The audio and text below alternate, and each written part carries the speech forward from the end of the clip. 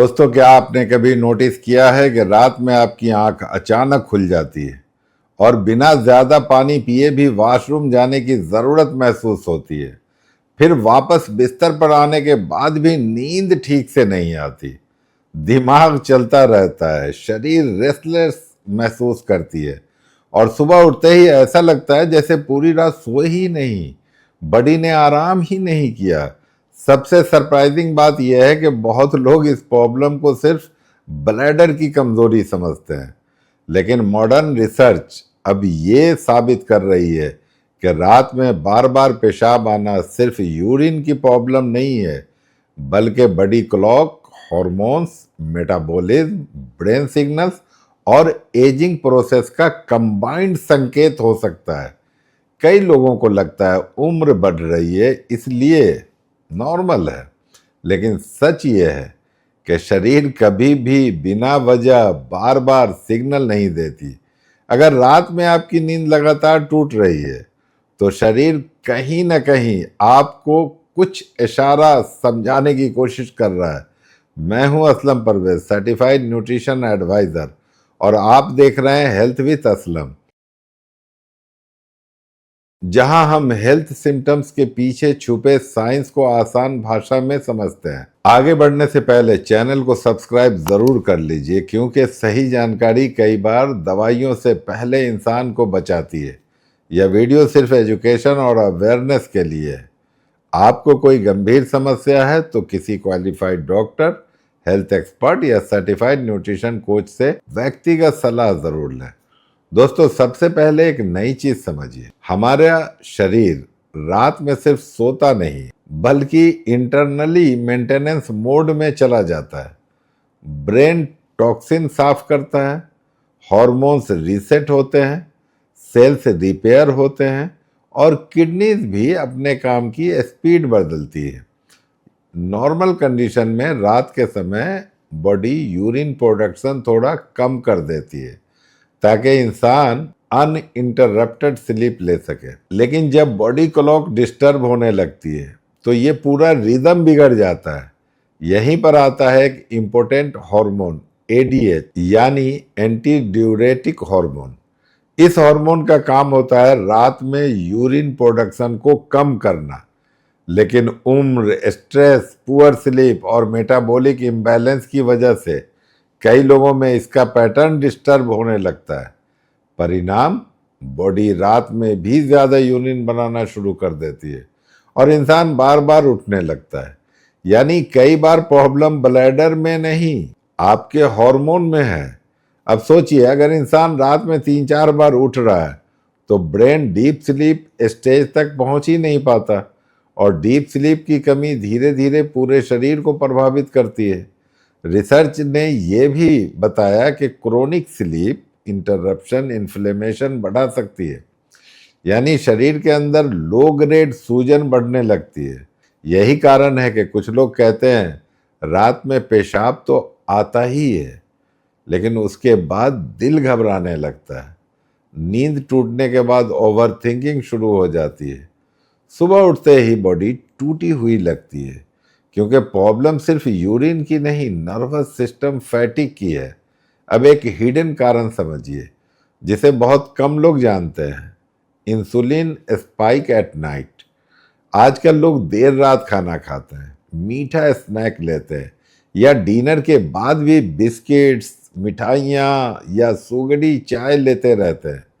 जब रात में ब्लड शुगर तेजी से ऊपर नीचे होगा तो बॉडी स्ट्रेस मोड एक्टिवेट करेगी।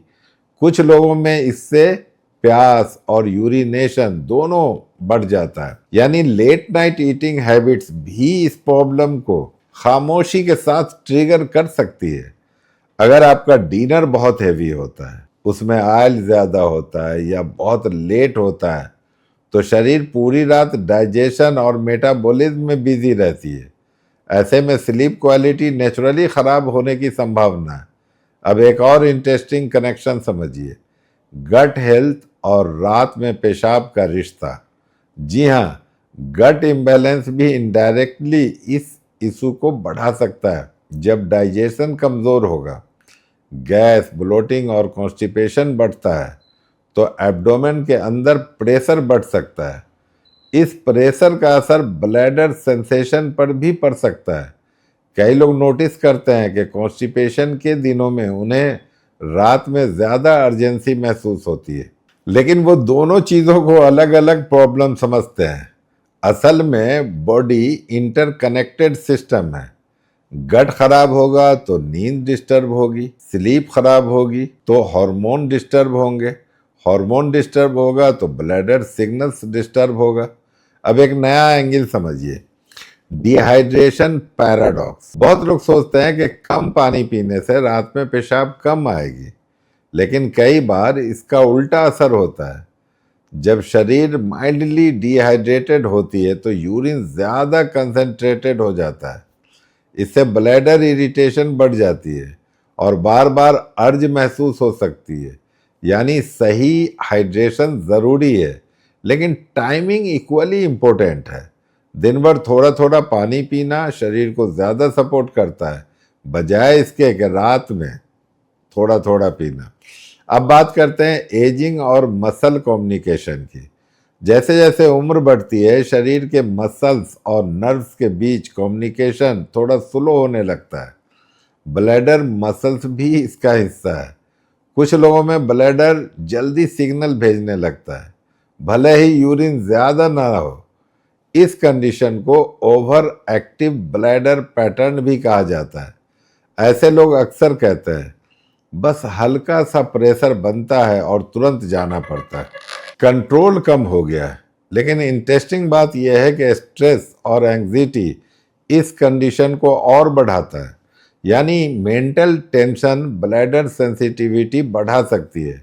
अगर आप लगातार टेंशन में रहते हैं तो शरीर हमेशा अलर्ट मोड में रहेगी, और अलर्ट नर्वस सिस्टम छोटी सेंसेशन को भी बड़ा सिग्नल बना देता है।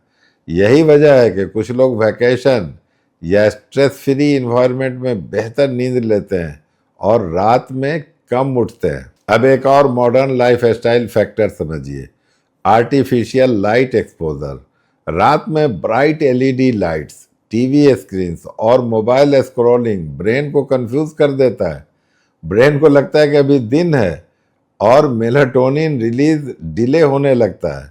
मेलाटोनिन सिर्फ स्लीप हार्मोन नहीं बल्कि बॉडी क्लॉक रेगुलेटर भी है। जब इसका रिदम बिगड़ता है तो kidney function, timing, bladder signals और स्लीप साइकिल सब डिस्टर्ब हो जाता है।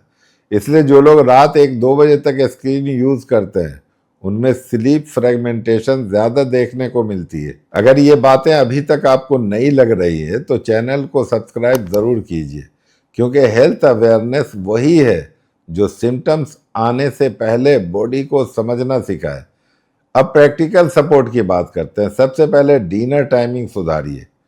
सोने से कम 2-3 घंटे पहले डिनर ख़त्म करने की कोशिश करें। इससे शरीर को डाइजेशन के लिए समय मिलता है और रात में मेटाबॉलिक स्ट्रेस कम हो जाता है।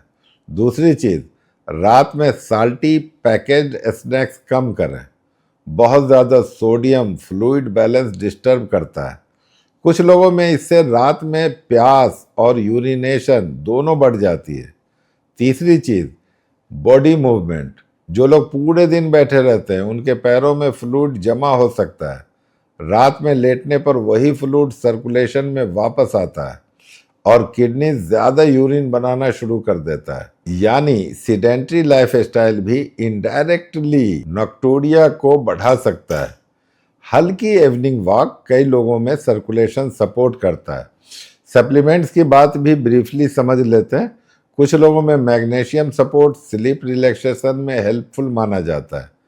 कुछ केसेस में vitamin D imbalance, poor sleep quality या मेटाबॉलिक स्ट्रेस भी इनडायरेक्टली कारण होता है। स्ट्रेस भी इनडायरेक्टली इस इशू से जुड़ सकते हैं, लेकिन बिना जांच और गाइडेंस के सप्लीमेंट ब्लाइंडली लेना सही अप्रोच नहीं है। अगर रात में बार बार पेशाब के साथ बर्निंग, पेन, फीवर, अचानक वजन घटना, एक्सट्रीम थर्स्ट यानी प्यास या यूरिन में ब्लड जैसे सिम्टम्स हो तो मेडिकल असिस्टेंस लेना बहुत ज़रूरी है। दोस्तों, शरीर हमेशा अचानक बीमार नहीं होता, वो पहले छोटे छोटे संकेत देती है। समस्या तब बढ़ती है जब इंसान उन सिग्नल्स को महीनों और सालों तक इग्नोर करता रहता है। रात में बार बार उठना सिर्फ एक आदत नहीं हो सकती, ये एक sleep quality, hormones, stress level, metabolism और एजिंग पैटर्न का आईना है। अगर आपकी नींद सही नहीं तो शरीर कभी पूरी तरह रिकवर नहीं कर पाएगी, और बिना रिकवरी के इंसान धीरे धीरे फिजिकली और मेंटली दोनों तरह से ड्रेन होने लगता है। अगर आप यहाँ तक जुड़े हुए हैं तो ये सिर्फ इंफॉर्मेशन नहीं है, ये आपकी हेल्थ का फ्यूचर है। आप सब्सक्राइब कीजिए, क्योंकि अगर आप मेरी वीडियोस रेगुलरली देखेंगे आपका शरीर हर हफ्ते बेहतर होता चला जाएगा। कमेंट करके ज़रूर बताइए, क्या आपकी नींद भी रात में बार बार टूटती है, और क्या आपने कभी सोचा था कि इसके पीछे सिर्फ ब्लैडर नहीं बल्कि पूरा बॉडी सिस्टम जुड़ा हो सकता है। वीडियो को शेयर ज़रूर कीजिए, क्योंकि बहुत लोग सालों से इस प्रॉब्लम को नॉर्मल समझकर इग्नोर कर रहे हैं, जबकि शरीर उन्हें साफ साफ संकेत दे रहा है कि कुछ तो गड़बड़ है। नॉलेज ही प्रिवेंशन है, और प्रिवेंशन ही है बेस्ट इलाज। स्वस्थ रहें, खुश रहें, मुस्कुराते रहें।